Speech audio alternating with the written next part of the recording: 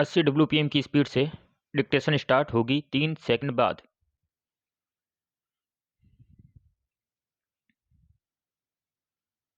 Start. Prayagraj के त्रिवेणी संगम का समूचा इलाका अब कुंभ मेले से गुलजार हो चुका है और पहले दिन वहां से लगभग 1.5 करोड़ लोगों के स्नान करने की खबर आई। मेला स्थल के आसपास एक बड़े हिस्से में जितनी तादाद में तंबू लगाए गए हैं, उसमें इतनी बड़ी संख्या में लोगों के टिकने की व्यवस्था है जो शायद किसी छोटे देश की आबादी से भी ज़्यादा हो।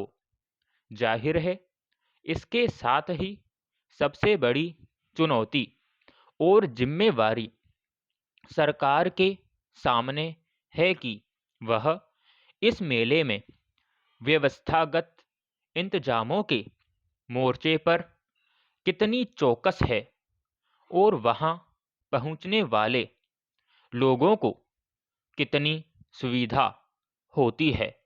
यों करीब 1.5 महीने तक चलने वाले कुंभ मेले को ज़्यादा से ज़्यादा सहज बनाने के लिए हर स्तर पर बेहतर व्यवस्था करने की जैसी खबरें आई हैं, उससे उम्मीद बंधती है कि इस बार साधु संतों से लेकर श्रद्धालुओं तक को कोई दिक्कत नहीं होगी।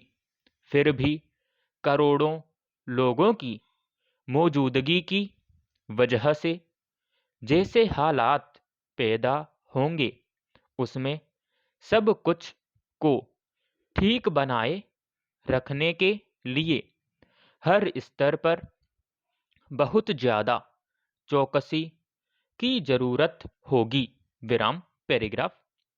इसके मद्देनज़र इस बार सरकार ने न केवल प्रशासनिक स्तर पर भीड़ प्रबंधन को लेकर बेहतर तौर तरीके आजमाने का दावा किया है, बल्कि लोगों की सुरक्षा और सेहत की देखभाल के लिए आधुनिक तकनीकों का इस्तेमाल भी हर जगह किया गया है।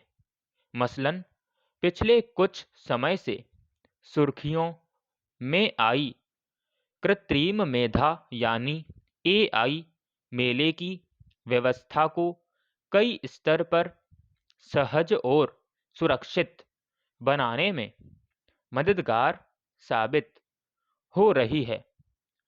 बड़ी संख्या में आने वाले श्रद्धालुओं की भीड़ के प्रबंधन के लिए AI से लेस कैमरे, ड्रोन और मोबाइल ऐप से निगरानी का सहारा लिया जाएगा। इसके अलावा प्रशासनिक चौकसी के बीच ड्रोन शो के साथ साथ आभासी तकनीकी के जरिए गंगा आरती और दूसरे कार्यक्रमों को देखने की भी सुविधा है, ताकि अराजकता जैसी स्थिति न पैदा हो।